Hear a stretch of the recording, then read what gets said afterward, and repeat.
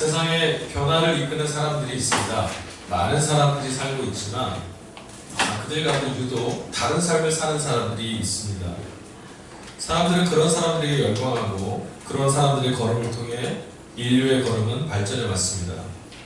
우리 주변에도 변화를 주도하는 사람들이 있습니다. 화려하진 않아도 개인에게 주어진 삶의 환경과 삶의 어떤 일들, 장애와 고난, 아픔과 절망을 뛰어넘는 사람들을 우리는 보게 됩니다.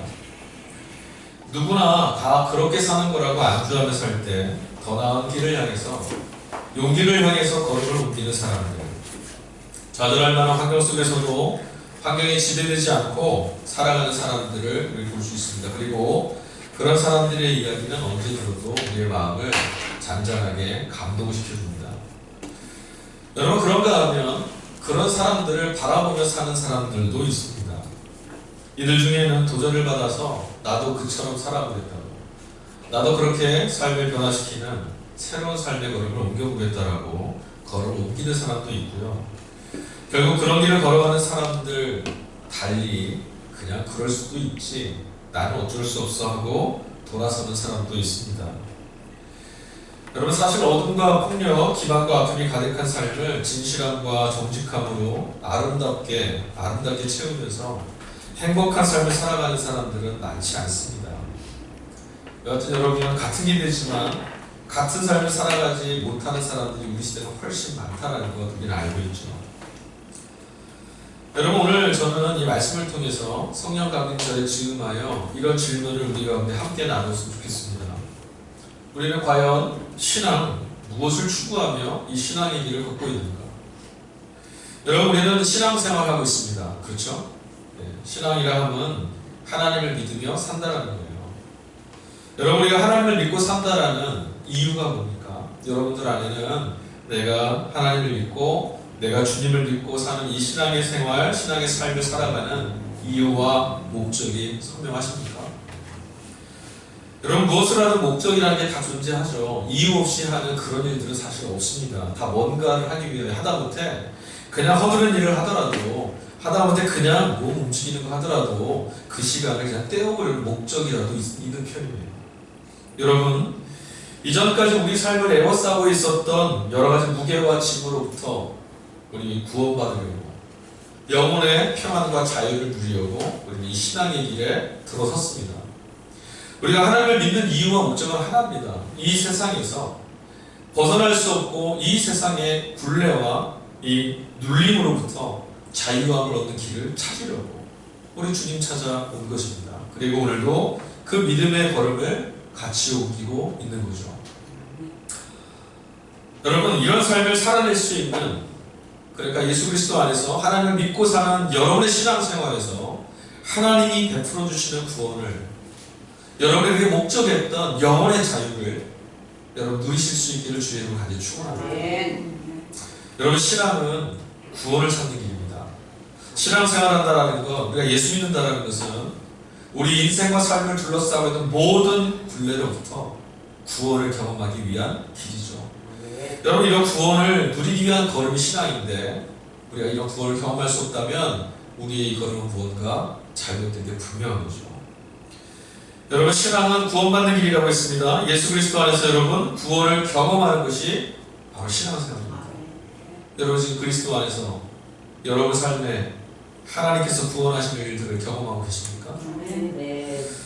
예수와 함께 살아가는 것, 예수와 함께 주님이 부르시는 방향을 향해 나아가는 것. 왜? 그곳에 구원이 있으므로. 이게 신앙생활이거든요.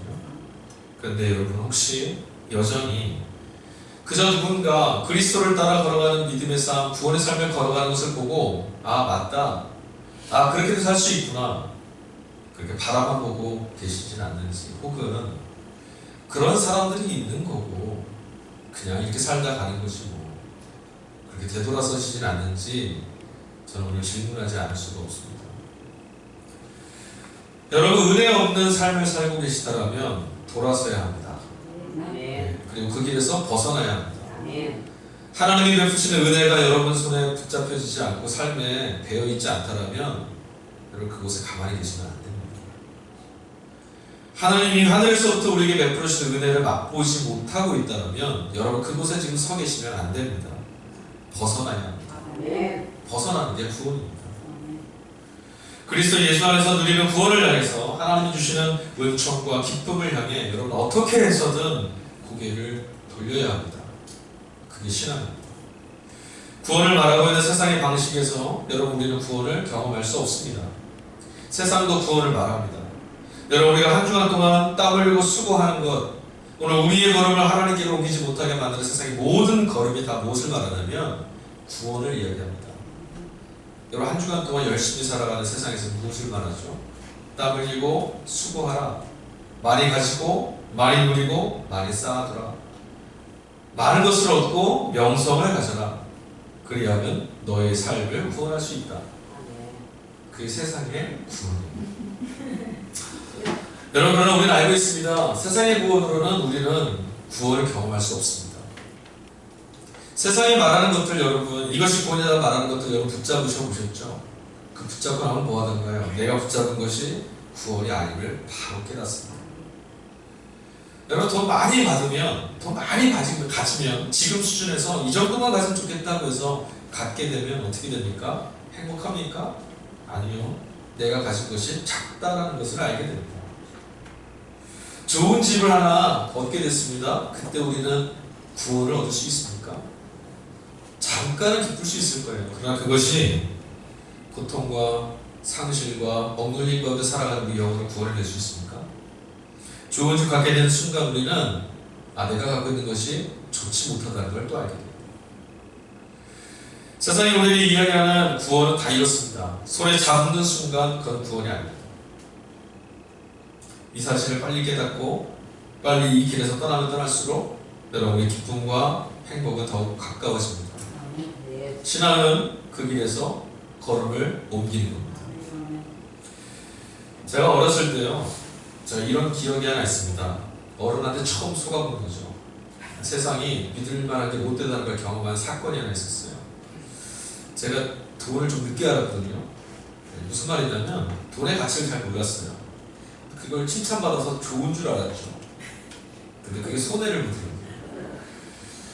보더라고요. 명절날 어른들을 만나서 용돈을 두둑하게 받았습니다. 두둑하게 받은지 안 받은지 몰라요. 갖다 주시니까 받았고, 이걸 가지고 형들을 따라서 가게에 가면 뭔가 맛있는 걸 먹을 수 있어요. 근데 저희 작은아버지가 그때는 청년이었는데 저 앞에 와서 흥정을 하셨어요. 무슨 흥정을 했냐면 종이를 여러 장을 갖고 오셨습니다. 이거 돈인데 작은아버지가 널 위해서 희생할게. 너 한 장하고 내 거 5장하고 바꾸자. 어떤 상황인지 아시겠어요? 저는 10,000원짜리를 들고 있었고 작은아버지는 1,000원짜리 5장 들고 있었어요. 속았어요. 그래서 저는 5개나 갖게 됐다고 기뻐했죠. 우습죠? 여러분 우리는 지금 이렇게 살고 있습니다. 하나님이 우리에게 베풀어 주시는 은혜, 그 가치를 모르고 세상이 우리에게 이야기해 주는 몇 가지, 그냥 헐벗을 때 잠깐 한 끼 멸할 수 있는 거, 그거 붙들고 좋아라 하고, 또 혹은 그거랑 하나님 주신 걸 바꾸기도 하고, 또는 하나님이 주시는 것의 기쁨을 알지 못한 채 그냥 몇 개 가지고 만족하며 살고 있다는 거죠. 여러분 어떠세요? 그리스도 안으로 뛰어든 저와 여러분, 오늘 우리는 여전히 세상에서 실패한 사람들처럼, 세상에서 절망하고 슬퍼하는 사람들처럼 신앙의 자리에서도 그렇게 살고 있지 않습니까? 어떤 사람은 저기를 가서, 어떤 사람은 저렇게 걸음을 옮겨서 저렇게 살고 있는데, 그런 사람도 있을 뿐이야. 그냥 멈추어 서 있어서 성공을, 기쁨을 누리지 못하는 것처럼 신앙의 자리에서도 여러분 그러고 계시지 않으세요? 그냥 그저 그렇게 매일 매주 똑같은 신앙의 생활에 여러분 안주하고 계시지 않으세요? 어쩌면 예수 안에서 누리는 하늘의 은총과 복에 대한 기대가 지금쯤 상실해 가고 계시지 않으세요? 여러분 하나님의 은혜가, 하늘이 열리고 우리에게 부어주시는 은총이, 성령이 우리 가운데 역사하시고 임재하신다는 그 감동이 여러분 안에 지금 소망으로 함께하고 있습니까? 한 주간 우리가 기대하고 바랬던 소망은 무엇이었습니까? 혹시 1,000원짜리 5개 받으려고 10,000원짜리 한 장을 그냥 버린 채 그렇게 살진 않으셨습니까? 주의 영이 임하여, 아까 우리가 찬양 부를 때 감동이 되시던가요? 여러분, 여전히 세상 안에서 구원을 찾고 계시진 않습니까? 세상이 말하는 그런 구원, 세상이 이야기해줬던 그런 구원을 혹시 예수의 이름으로도 그 구원을 지금 찾고 계시지 않으십니까? 하루하루 신앙과 관계없는, 구원과 관계없는, 삶의 행복과 관계없는 그런 세상에 올라탄 채로 하늘을 체념하고 그리스도께서 우리 가운데 이루시려 했던 그 역사와 감동을 상실한 채 그렇게 살고 계시진 않는지 오늘 이 시간 돌아보실 수 있게 간절히 소망합니다. 네. 여러분, 하나님이 주시는 건 선합니다. 맞습니까? 네. 하나님이 주시는 건 옳습니다. 네. 하나님이 주시는 건 우리에게 유익함이 있습니다. 네. 그러므로 여러분, 하나님께서 베푸시는 것들을 사모하십시오. 네. 하나님이 주실 것들을 좀 기대하십시오. 네. 하나님이 우리에게 먹이시는 것들을 먹기 위해서 하늘을 향해 손을 드십시오. 네. 여러분, 너네 집 아빠한테 나 돈 좀 주세요, 나 건강도 좀 챙겨주세요, 이러면 문제가 있죠. 우리가 하나님이 아버지 되심을 알지도 모른 채 돈 좀 주세요, 건강 좀 하게 해주세요, 형통하게 해주세요, 이걸 뭐라 할 줄 알아요? 기복주의라고 해요. 근데 여러분, 우리가 자녀가 맞고 하나님이 아버지 되심이 분명하다면 자녀가 아버지에게 구하는 건 당연한 거고요. 아버지가 자녀를 먹이는 건 당연한 겁니다. 여러분, 하나님을 향한 기대와 사모함이 여러분 안에 새롭게 다시 회복되고 일어날 수 있기를 간절히 소원합니다. 5,000원짜리를 강박하는 마음을 버리시고 하나님 아버지께서 채워주실 것들을, 하나님만이 먹이실 수 있는 것들에 대한 기대감을 여러분 안에 새롭게 하십시오. 좀 구하십시오. 세상이 말하는 구원 따위를 하나님께 구하지 마시고 하나님만이 나를 만족시킬 수 있는 구원을 내게 허락해달라고 구해보십시오. 여러분, 어떤 사람들은 여전히 우리 가운데서도 신앙의 자리에서도 뭔가 다른 삶을 살고 있습니다. 아시죠? 똑같은 교회에 똑같은 신앙생활을, 똑같은 예수를 믿고 똑같은 말씀을 듣고 있는데 어떤 이들은 언제나 어디서나 감사하고 언제나 기쁘다는 바들을 그들의 입속의 고백으로, 찬양으로 삼으며 사는 사람들이 있습니다. 여러분, 그런 사람들의 고백은 섣부르거나 가식적인 고백이 아닙니다. 내가 주와 함께 동행하니 기쁘고 내가 하나님 자녀 되었을 때 행복하다고 말하는 그 고백은, 여러분, 이런 경험은 맛보고 경험하고 살아내보지 못한 사람은 절대로 알 수 없는 세계입니다. 내가 그리스도 예수 안에 용납되었다는 사실을 정말 맛보고 경험한 자들에겐 이보다 더한 기쁨은 없습니다. 하늘의 하나님이 내 아버지가 되신다는 것을 경험하게 되는 기쁨보다 더 큰 기쁨은 없습니다. 우리 심령이 정말 기쁨을 누리는 것은 땅에서 말하는 구원을 경험할 때가 아닙니다. 반대로 그처럼 오랜 신앙생활을 하면서도 이런 기쁨이 무엇인지조차 알지 못한 채 살아가는 이들도 있습니다. 저는 오늘 이 말씀 가운데 저와 여러분 안에 이런 사람들이 한 명도 없기를 간절히 소망합니다. 하나님의 은혜가 얼마나 귀하고 예수께서 우리 가운데 동행하시니 얼마나 큰 감격이며 성령이 우리와 함께 계신다는 것이 얼마나 말도 되지 않는 영광인지를 매일매일 맛볼 수 있는 저와 여러분들기를 간절히 축원합니다. 여러분, 신앙이 이끌어가는 놀라운 하나님의 은혜를 누리지 못하는 사람들에게 특징이 하나 있습니다.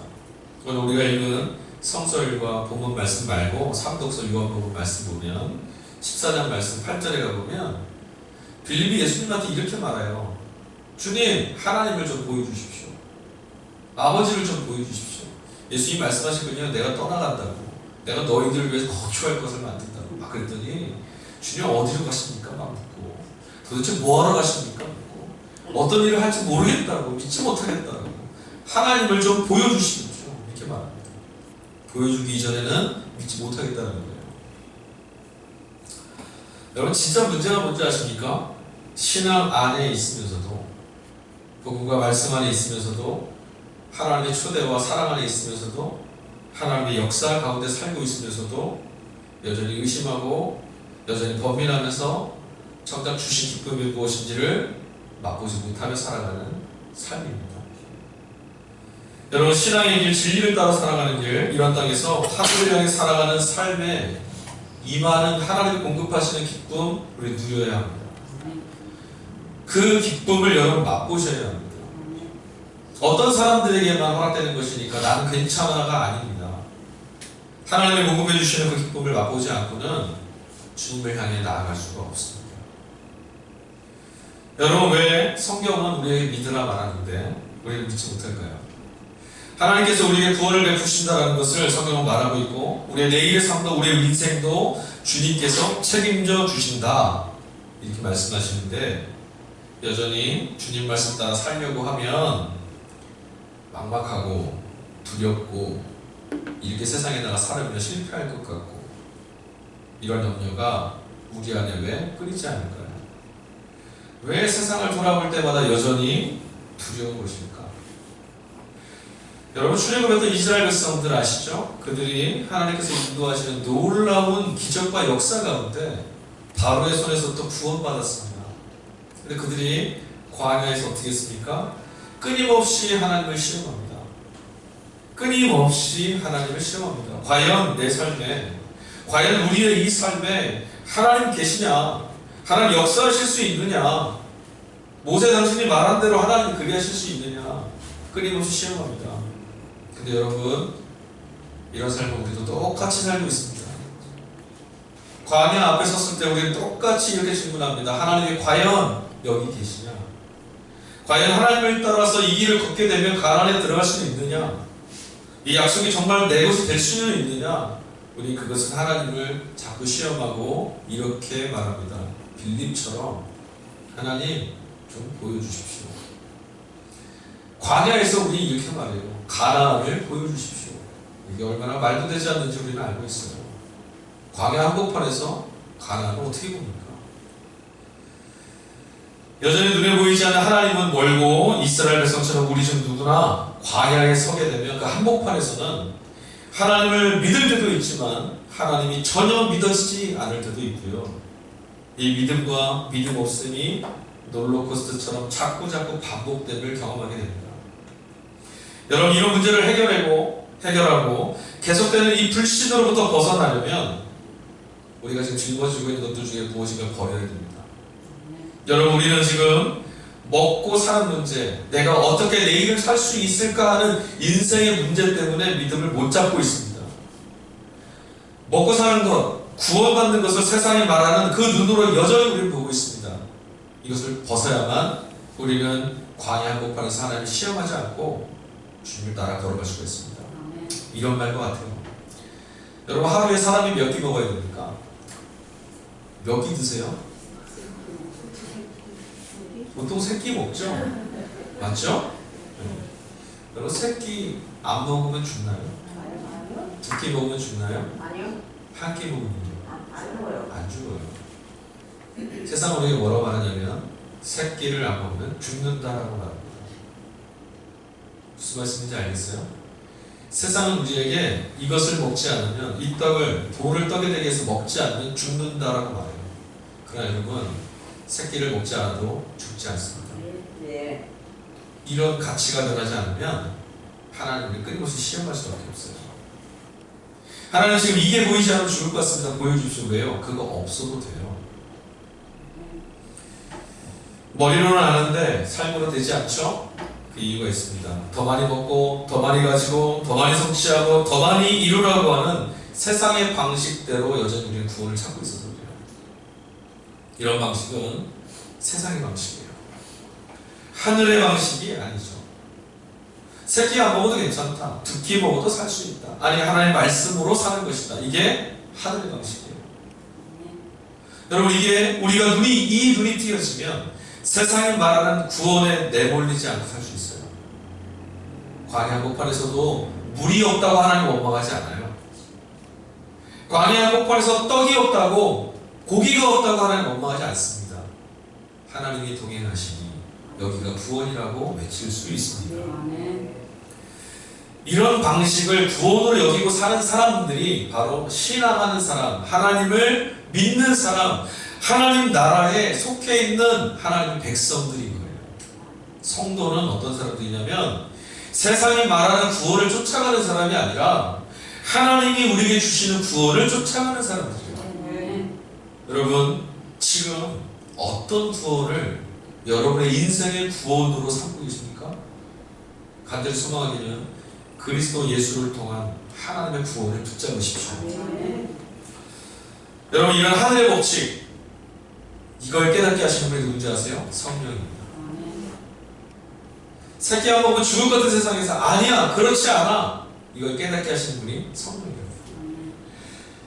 그 TV 보니까요, 그 건강에 대해서 이렇게 나오다 보니까 어떤 분이 조미료를 싹 빼고 음식을 먹기 시작하고 나중에 보면 생식을 막 하시는 거예요. 야, 저거 어떻게 먹냐? 그쵸? 여기 쌀 한 줌 갖고 한 끼 드시겠어요? 저는 죽을 것 같아요. 근데 그분이 뭐라고 그러냐면 한 끼, 식사를 한 끼로 줄이고 모든 것을 조미료를 빼고 나중에는 쌀 한 줌으로 하루를 보내는데 쌀 한 줌을 입에 넣고 씹기 시작했는데 처음에는 까끌까끌하고 오래 씹는 것 같았는데 어느 순간 단맛이 나고 어느 순간 입에 감각이 살아나고 자신의 몸이 가벼워지고 자신의 몸이 지금 뭔가 좋아지겠다는 느낌이 들어요.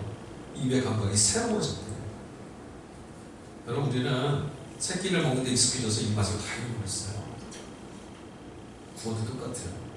세상의 구원에 익숙해져서 하나님의 말씀이 우리를 살린다는 말에 실감이 안 나요. 예수님께서 선택하셨던 그 길이 옳음을 깨닫고 믿고 따를 수 있도록 감동 주시고 용기를 주시고 설득하시는 이가 바로 성령이십니다. 성령이 아니면 예수를 믿을 수 없다고 했죠? 맞습니다. 성령이 우리 가운데 역사하셔야만 예수 그리스도를 따라가는 것이야말로 정말 구원이구나, 저렇게 살아야만 하는구나 우리 깨닫게 알 수 있어요. 예수 그리스도의 그 길이 얼마나 고귀하고 아름다운지를 맛볼 수 있게 되는 거예요. 주님의 말씀에 감동받는 것, 이게 여러분 성령의 역사예요. 여러분, 주님이 하신 말씀을 들으면서 여러분 가슴이 뜁니까? 여러분, 주님이 하셨던 그 말씀들을 듣고 있노라면 가슴이 막 뜨거워집니까? 성령의 역사입니다. 어떤 형상이 나타나는 거, 그런 게 성령의 역사가 아니고요, 우리 안에서 바뀔 수 없는 인간이 바뀌어지는 역사가 바로 성령의 역사입니다. 우리가 어떻게 세상의 문을 볼 수 있겠어요? 우리 같은 사람들이 어떻게 세상이 말하는 구원을 놓고 세상 한복판을 살 수 있겠습니까? 그 두려움을 어떻게 감당할 수 있겠어요? 그런데 성령이 임하시면 아니야, 저런 구원의 방식대로 살지 않겠어, 주님이 말씀하시는 그 길을 따라 걷는 것이 사는 거예요. 물론 우리 마음속에 그 믿음이 생깁니다. 그게 바로 성령의 역사입니다. 여러분, 오늘은 성령 강림주일입니다. 여러분, 우리는 성령을 신비주의, 뭔가 놀라운 현상을 일으키는 그런 분으로 봅니다. 또는 그냥 성령은 그냥 성경에서는 나오는 그냥 그런 거야, 이렇게 성령을 부정하기도 합니다. 왜 그런 줄 아세요? 손에 안 잡히거든요. 여러분, 성령 하나님에 대해서 우리 믿는다고 하면 여러분 설명하실 수 있겠어요? 성령이 누구이신지 여러분 손에 붙잡히십니까? 아니야, 안 잡히시는 분이에요. 바람 같다 그러잖아요. 그러다 보니 우리는 뭐라고 성령을 보려고 하냐면 뭔가 신비로운 어떤 현상으로 성령을 보려고 하거나 아니면 아니야, 성령의 역사는 지금 없어, 무시하거나 부정하려고 하는 거예요. 여러분, 죽을 때까지 습관 하나 바뀌지 않는 게 우리 아니에요? 그렇죠? 여러분, 예수 믿고도 여전히 우리 안에 예고습이 발견되지 않습니까? 이처럼 현실 속에서 믿음이 고갈되고 파산하는 우리의 모습 변하지 않습니다. 여러분, 성경 공부하는 것으로 사람 안 바뀝니다. 그렇다고 제가 성경 공부를 안 하겠다는 건 아니에요. 예배를 드려서 우리가 바뀐다? 아니요, 그렇지 않아요. 기도를 많이 하면 사람이 바뀐다? 그렇지 않습니다. 오병이어 혹은 병든 자가 낫고 금가루가 막 뿌려지고 죽은 자가 일어난다고 해도 나 한 사람 두려움 없이 주의 말씀 붙들고 세상을 거슬러 하나님이 주시는 말씀이 기쁨이 되어서 살아낼 믿음이 없다면 성령은 그것에 안 계시는 거예요. 예수께서 잡혀 죽으셨던 그 예루살렘 마가의 다락방에 숨어있던 120명의 사람이 있었습니다. 이게 오늘 우리가 읽은 본문의 말씀의 배경입니다. 그들이 있는 자리는 그들이 믿고 따랐던 주님이 살해당했던 곳입니다. 여러분, 예수님이 그들을 왜 따랐어요? 그들이 예수님을 왜 따랐습니까? 그게 말씀이 옳았거든요. 옳은 것 같았어요. 그대로 살아야 될 것 같았어요. 근데 어떻게 해요? 예수가 그곳에서 살해당했죠. 마음이 어땠을까요? 예수를 따라 산다는 것이 실패, 절망, 패배, 망하는 길이라고 이 거대한 세상의 흐름 속에 그들은 두려워하고 그들은 다락방에 숨어 있었어요. 근데 여러분, 오늘 말씀을 보니 성령이 임하셔서 그들의 가슴이 뜨거워지고 두려움과 절망과 염려와 걱정으로 불만으로 가득했던 그들의 입술에 뭔가 다른 일들이 벌어졌습니다. 하늘의 언어가 그들의 입술에 채워졌어요. 2000년 전 오순절 바로 오늘 그들에게 성령은 감동을 주시기 시작했습니다. 예수 따라 살면 우리도 저렇게 죽을 거야 두려워했던 그들에게 아니야 주님이 옳았어 라고 하는 마음을 자꾸자꾸 그 신령 안에서 새롭게 꿈틀거리게 했던 것이 바로 오순절 임하였던 성령의 역사였어요. 믿음이 없던 사람들에게 믿음이 생기고 소망이 없던 사람들에게 소망을 다시 품게 하고 절망하고 두려워했던 그들을 문빗장을 열고 뛰쳐나가서 외칠 수 있는 자들로 바꿔주신 것이 바로 성령이었어요. 여러분, 예수를 믿을 수 없던 사람들이 예수를 믿었습니다. 예수께서 나아가시던 하늘의 법이 땅의 법, 땅이 말하는 구원과 다르다는 것을 그들은 깨달았습니다. 누가 그렇게 했습니까? 성령이 깨닫게 하셨습니다. 많은 것을 누리고 얻고 이루지 못하면 죽을 것 같고 실패했다라고 말하는 세상의 한복판에서 사랑하고 나누고 하나님이 주신 그 주어진 삶 가운데 기쁨과 감사를 누리며 사는 것, 그것이 더욱 복되다라는 것, 성령이 아니시면 깨달아 알 수가 없습니다. 성령이 역사하시지 않으면 결코 내 것으로 말씀은 받아들여질 수 없습니다. 여러분 손에 다 비어도 주님이 여러분과 동행하신다는 그것이 복된 것입니까? 네, 삶에서 고백되어야 됩니다. 고백되려면 여러분 정말 깨달아야 돼요. 그 깨닫게 하시는 분, 설득하시는 분이 바로 성령이에요. 내게 하나님 세상의 구원을 내게 좀 주세요. 하나님 놓지 못하고 있는 손을 놓으셔서 세상의 구원을 내게 허락해 주세요. 설득하는 능력이 아니라 하나님의 구원이 내게 옳다 하심을 깨닫게 하는, 아 그것이 정말 소망이구나, 내 안에 자신감으로 내 안에 용기로 샘솟아 오르게 하시는 분이 성령이라고요. 여러분, 성령이 임하신 분명한 증거가 있습니다. 성령이 임하는 곳에, 성령이 함께하는 사람에게, 예수 그리스도를 증거한 성령의 충만을 받은 사람들에게 나타나는 증거가 있어요. 곳곳마다 성령이 임하셨던 곳에 나타나는 현상들이 있습니다. 성경은 우리에게 그것들을 여과 없이 설명합니다. 성령이 임한 곳에 무엇이 있는 줄 아세요? 기쁨이 넘쳐오릅니다. 성령이 임한 곳에는 회복이 있습니다. 성령이 임한 곳에는 깨지고 상해 있는 생명들이 다시 일어나고 다시 회복되어진 역사가 나타납니다. 절망이요? 아니요. 성령이 임하시는 곳에서는 하나님이 베푸신 구원의 감동이 그들을 다시 일어나게 합니다.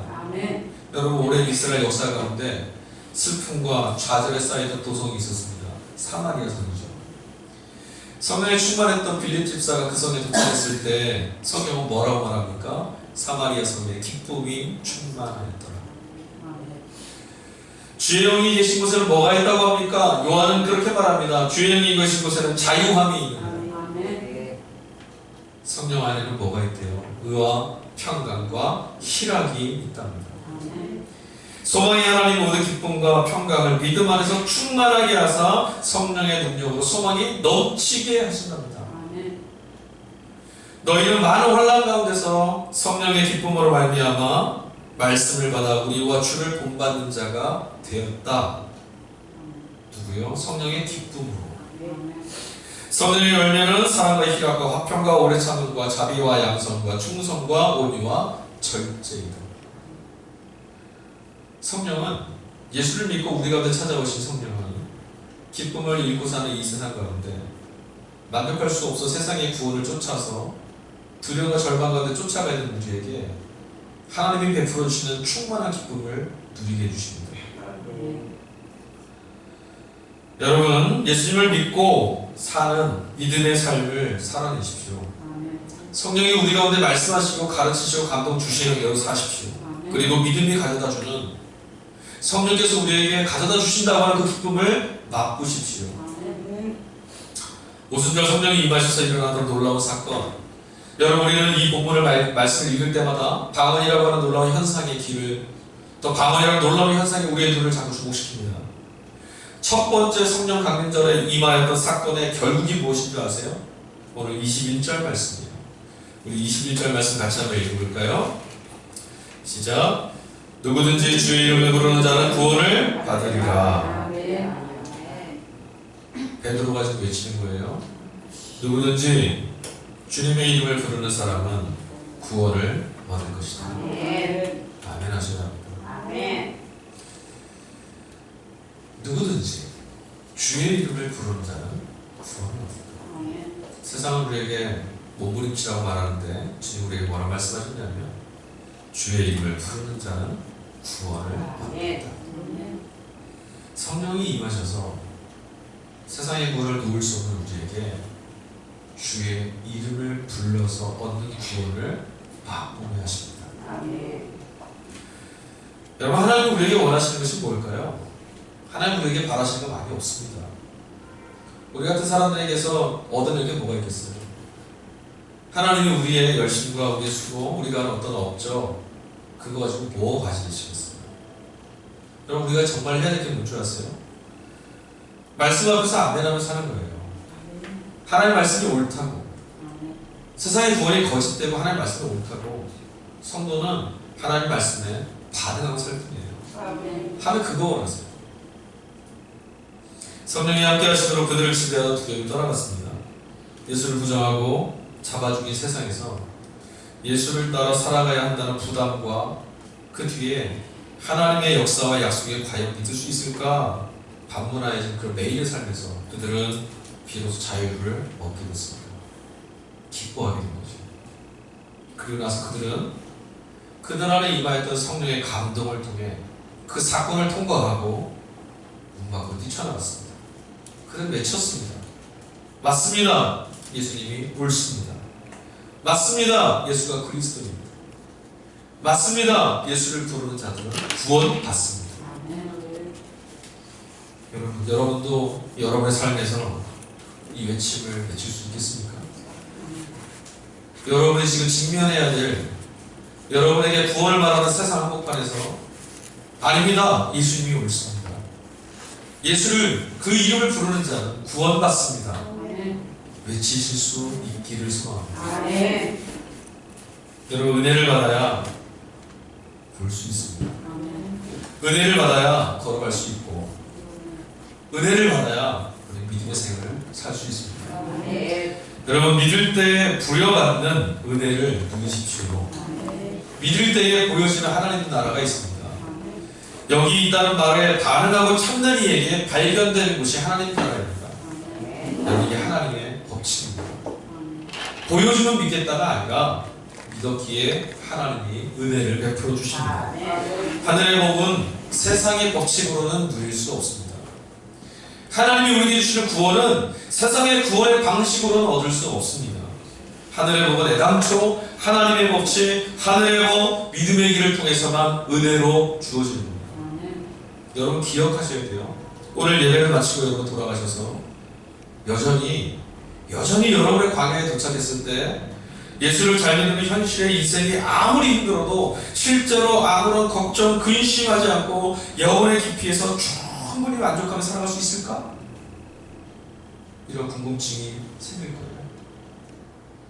반문이 일어날 거라고요. 우리가 그렇게 되기를 바라지만 실제 인생에서는 그게 쉽지 않습니다. 영적인 만족이 계속 유지되는 것도 아닙니다. 아무리 예수를 잘 믿어도 죽을 때까지 우리는 갈등을 겪고 싸우고 치열하게 고민하며 삽니다. 그런 세상입니다. 흔들리지 않고 피는 곳이 없듯이 우리 영혼도 계속 흔들릴 거예요. 더군다나 악과의 선한 싸움을 위해서 감수해야만 하는 고난도 일시에 사라지지 않습니다. 주님이 다시 오실 때까지. 이스라엘 백성들처럼 신앙과 불신앙 사이에서 여러분 오락가락하는 일이 우리 인생에 끊임없이 반복될 것입니다. 그럼에도 불구하고 저는 오늘 성령 강림 주일 여러분에게 이렇게 말할 수밖에 없습니다. 분명한 사실이 있습니다. 그런 범민이, 그런 의문이 우리의 삶을 끌어내리려고 우리를 절망으로 끌어내릴 때 기억하십시오. 예수를 영원한 생명수로 경험하고 그런 경험이 더 깊어지기를 위해서 우리 가운데 설득하시고 위로하시고 감동 주시는 성령에 기대어 노력하며 자신의 걸음을 믿음으로 옮겨내는 사람의 인생은 신앙의 힘에 사로잡히는 성령의 역사에 사로잡히는 그런 시간이 늘어날 것입니다. 아멘. 그래서 여러분 세상과 삶을 신뢰하고 평화와 해방을 지향하는 사람으로 바뀌게 될 거예요. 새끼를 채우는 방법을 찾아 헤매는 사람이 아니라 하나님이 베푸시는 구원의 기쁨을 찾아 하늘을 향해 쏘는 사람들로 변화될 것입니다. 아멘. 성령이 우리 안에서 그렇게 역사하시는 분이라 선포했습니다. 여러분 그렇지 못한 사람에게는 어떤 일이 일어나지 아십니까? 불신앙의 늪에 점점 깊이 빠져질 겁니다. 그래서 결국은 세상을 의심하고 불안해하고 자기 영민에 사로잡히게 됩니다. 오순절 성령이 임하신 사건에서 벌어진 장면을 우리 한 번만 더 주목해 봅시다. 오늘 같이 읽은 사도행전 2장 7절과 10절 말씀입니다. 2장 7절 다 놀라 신기하게 여겨 이르되 보라 이 말하는 사람들이 다 갈릴리 사람이 아니냐. 12절 다 놀라면 당황하여 서로 이르되 이 어찌된 일이냐 하며 성령이 임하셨을 때 성령이 임한 사람들을 바라보던 사람들이 외쳤던 말입니다. 다 놀라 이르되 성령으로 인하여 여러분 삶의 자리가 어제와 똑같이 익숙한 오늘 어제와 똑같이 동일한 내일이 아니라 성령의 감동과 성령의 역사로 인하여서 삶의 자리와 인생이 변화되어지는 놀랄만한 일들이 가득한 놀라운 역사가 이루어지는 그런 삶이 되어질 줄로 믿습니다. 아멘. 예수 그리스도를 가르치시고 증거하는 성령께서 우리 가운데 저와 여러분 안에서 여러분의 삶의 걸음 안에서 그렇게 역사하실 줄 믿습니다. 아멘. 성령의 속삭임에 귀 기울이시고 아멘. 성령을 따라 그리스도의 말씀을 자꾸 바라보시고 아멘. 걸음을 믿음의 걸음을 옮기시면 아멘. 그 믿음 가운데 역사하시는 성령이 우리 안에 넘치는 기쁨을 허락해 주실 줄 믿습니다. 아멘. 기도하겠습니다. 하나님 감사합니다. 성령을 우리에게 보내주셔서 주의 말씀 들을 때 범민하고 흔들렸던 세상의 걸음을 멈추어 하나님의 부르심을 따라 걸어갈 수 있게 되었으니 참으로 감사합니다. 하나님 우리의 아둔하고 거칠어지고 메말라버린 심령 가운데 성령의 감동을 허락해 주셔서 깨달아 알 수 있는 은혜를 베풀어 주시고 주시는 용기를 힘있게 해주시고 말씀이 인도해 주시는 믿음의 결국을 살게 하여 주옵소서. 오순절 첫 번째 오순절날 당신의 제자들에게 임하셨던 성령의 충만이 우리에게도 임하기를 소망합니다. 세상 한복판에서 구원이 주님 이름 안에 있음을 외칠 수 있는 자들 되길 원합니다. 세상의 구원의 법칙을 뒤로하고 하나님의 구원에 참여되어지는 놀라운 기쁨과 감동을 누리게 하여 주옵소서. 감사합니다. 우리의 구원의 이름 되시는 예수 그리스도의 이름으로 기도했습니다. 아멘. 찬송가 317장 1절 5절 찬양하시면서 준비하신 일을 하나님 앞에 올리겠습니다.